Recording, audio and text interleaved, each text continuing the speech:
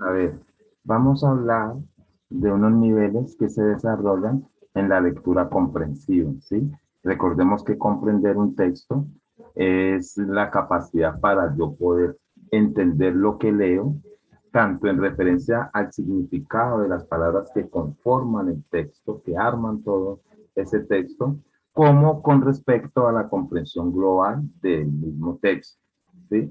Entonces aquí están implícitas unas habilidades que debemos de tener en cuenta y son los conocimientos previos, la anticipación, la predicción, la observación, la monitorización que tiene que ver con la verificación de si estoy entendiendo o no, las inferencias, paráfrasis, análisis y conclusión. Entonces miremos esos niveles de lectura cuáles son, ¿sí?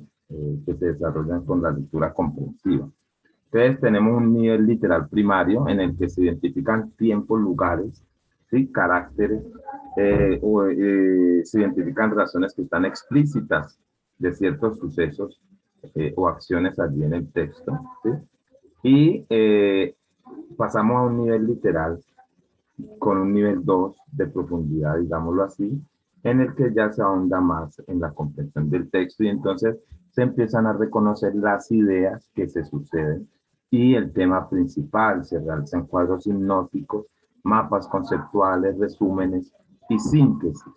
Los otros niveles son el inferencial, en el que se busca leer entre líneas, ir más allá de lo que yo estoy leyendo, ¿sí? Agregando información y experiencias que yo como lector tengo, relacionando lo leído con lo que yo sé, formulando hipótesis y sobre todo que surjan nuevas ideas a partir de esta información que yo estoy obteniendo, ¿cierto? Entonces, el objetivo principal del nivel inferencial es que yo pueda elaborar conclusiones de lo que leo, ¿ya?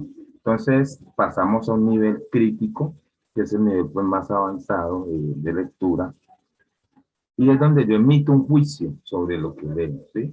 Donde acepto o rechazo con argumentos. La lectura crítica tiene un carácter valorativo en el que en el que está determinada lo que yo sé, la información que yo tengo va a ser determinante para evaluar un texto, mis criterios y mi conocimiento sobre lo que he leído, ¿sí? Y sobre lo que estoy leyendo, ¿no?